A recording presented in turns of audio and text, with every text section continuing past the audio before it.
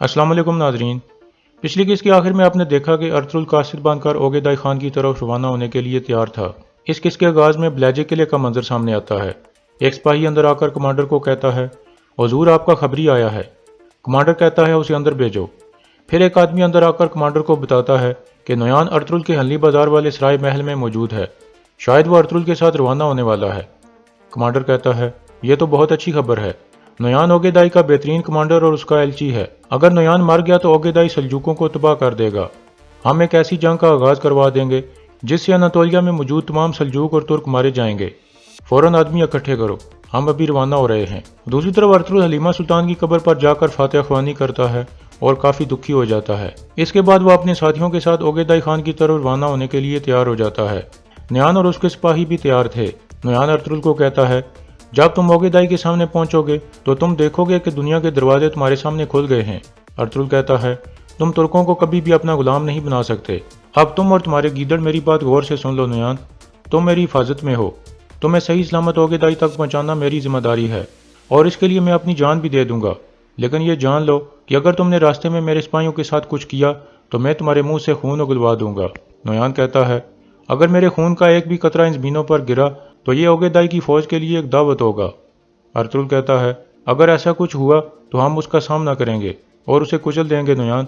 फिर नोयान कहता है, चलो फिर चलें, मैं ओगेदाई खान को ज्यादा इंतजार नहीं करवाना चाहता।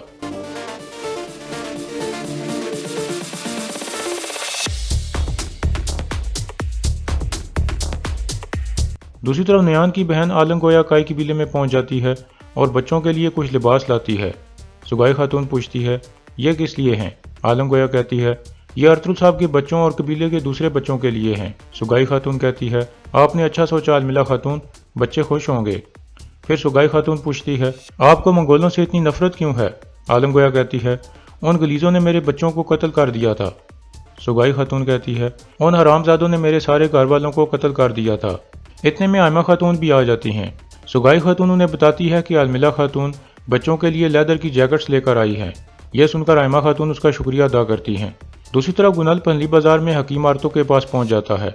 हकीम आरतो कहता है, अर्तुल साहब चाहते हैं कि हम हर नए आने वाले ताजिर से तफ्तीश करें, उनमें नोयान के जासूस हो सकते हैं। इतने में गुनल को वो ख्याल आता है जब उसके सिपाही ने कहा था कि अलमिला खातून मंगोलों जैसे घोड़ा दौड़ा रही है और उसका घोड़ा भी मंगोलों जैसा है। यह सोचकर गुनल कहता है, आप सही कह रहे हैं आर्तुक साहब, हमें इस मसले को गहराई से देखना होगा। मैं अलमिला खातून और उसके आदमियों का पता चलाने की कोशिश करूंगा। हकीम आर्तुक पूछता है, आप उनसे क्यों तफ्तीश करेंगे गुनल्ब साहब? गुनल्ब कहता है, अर्तुल साहब ने उन्हें हल्ली बाजार में जगह दे दी है, लेकिन हम नहीं जानते कि असल में वो कौन है और कहाँ से आए हैं। भेड़िए भेड़ों के रूप में हैं आर्तुक साहब, खतरा कोई भी हो सकता है। दूसरी तरफ अर्तुल और नोयान का काफिला रवाना था। एक जगह पहुंचकर अर्तुल कहता है, हम यहाँ घोड़ों को आराम कराएंगे। तुर्गुत कहता है, अंधेरे से पहले हमें मेहमान खाने तक पहुंचना होगा सरदार। इसके बाद वो सब घोड़ों से उतरकर घोड़े बांध देते हैं और आराम करने लगते हैं।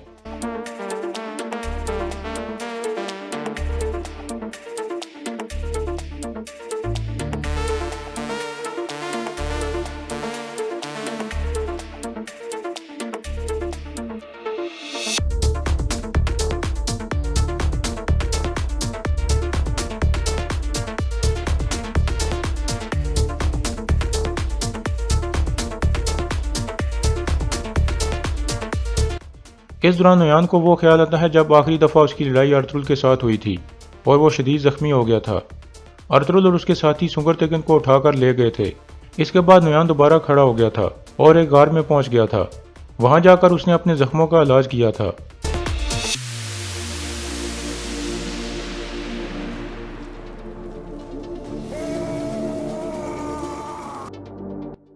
इसके बाद नोयान ने कहा था, मैं इसी तरह तुम्हारी लाश जलाऊंगा अर्तुल, तुम इससे 1000 गुना ज्यादा तकलीफ से गुजरोगे। दूसरी तरफ काई कबीले में सुगाई खातून कहती है, आयमा वालदा, अगर आप मुझे इजाज़त दें तो मैं अपने बच्चे की कब्र पर जाना चाहती हूँ। आयमा खातून कहती हैं, तुम ज़रूर जाओ सुगाई खातून, हमारे सिपाही तुम्हें अपनी हिफाजत में लेकर जाएंगे। फिर सुगाई खातून उठकर बाहर निकल जाती है। दूसरी तरफ अर्तुल का काफिला एक जगह रुका हुआ था। नोयान कुछ फासले पर अर्तुल के सामने बैठा हुआ था।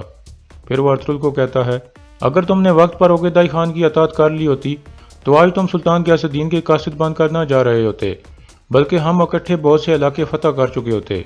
अर्तुल कहता है, اگر میں عقیدہ خان کی اطاعت کر لیتا تو ابھی تک کچلا جا چکا ہوتا۔ نویان کہتا ہے اگر تم ایسے ہی سوچتے رہے تو تمہیں اور تمہارے قبیلے کو کبھی سکون نصیب نہیں ہوگا۔ ارطغرل پوچھتا ہے اس کا کیا مطلب ہے نویان؟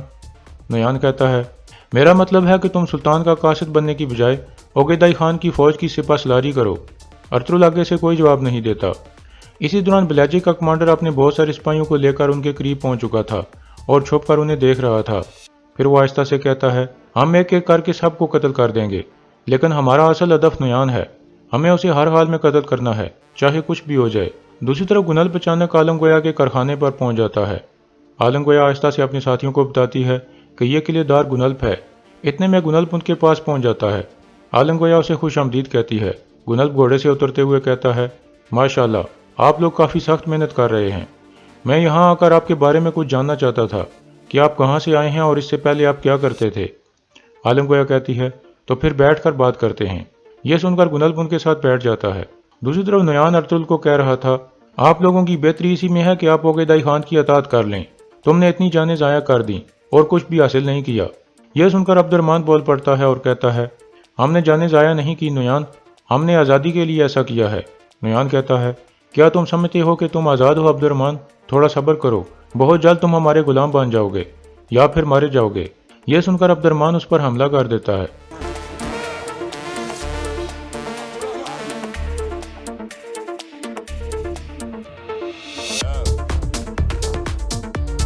دوسری طرف گنلب پوچھتا ہے تو آپ لوگ کہاں سے آئے ہیں؟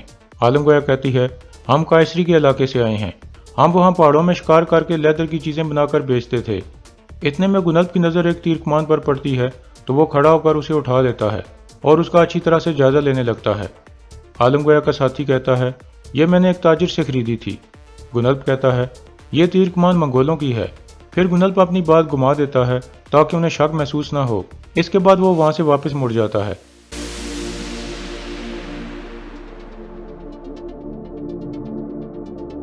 اس کے جانے کے بعد عالم گویا اپنے ساتھی کی بہت بےزتی کرتی ہے اور کہتی ہے میں نے تمہیں کہا بھی تھا کہ منگولوں والی کوئی بھی چیز سامنے نہیں رکھنی۔ اتنے میں دوسرا آدمی کہتا ہے وہ آدمی تیز تھا عالم گویا، کیا تم نے دیکھا نہیں کہ اس کو پہلے سے ہی شک تھا، اسی لیے وہ یہاں آیا تھا۔ یہ سن کر عالم گویا کہتی ہے تم صحیح کہہ رہے ہو بارگتائی، اسے پہلے سے شک تھا اسی لیے یہاں آیا تھا اور ہم نے اسے ایک وجہ دے دی ہے۔ دوسرا آدمی پوچھتا ہے اب ہم اس شک کو کیسے ختم کریں گے؟ عالم گویا کہتی ہے گنلب کو ختم کر کے، اور کوئی چارہ نہیں ہے، جاؤ اور گنلب کو مار دو۔ یہ سن کر وہ آدمی اپنی تیر کمان اٹھا کر روانہ ہو جاتا ہے۔ دوسری طرف کمانڈر اومانوس اور اس کے سپاہی حرکت میں آ جاتے ہیں اور ارطغرل کے قافلے پر حملہ کر دیتے ہیں۔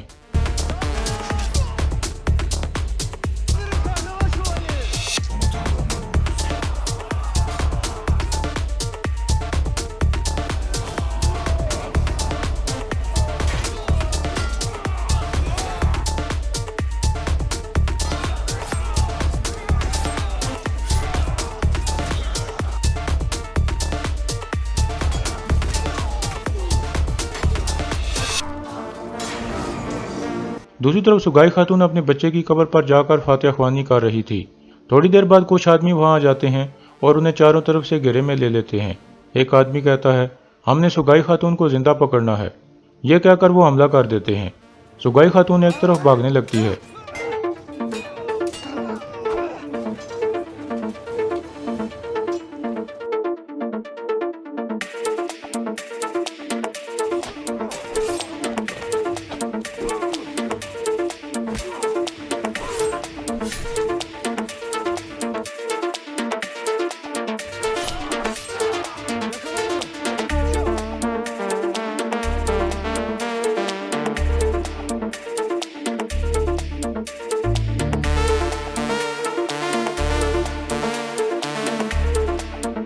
اس طرح وہ آدمی سگائی خاتون کو گھیرے میں لے لیتے ہیں۔ ایک آدمی کہتا ہے تم ہمارا وقت ضائع کر رہی ہو خاتون، تلوار پھینک کر اپنے آپ کو ہمارے حوالے کر دو۔ سگائی خاتون کہتی ہے میں تم غلیظوں کے آگے ہتھیار نہیں پھینکوں گی۔ یہ کہہ کر وہ حملہ کر دیتی ہے۔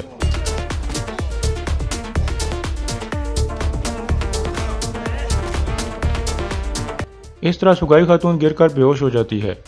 دوسری طرف لڑائی جاری تھی۔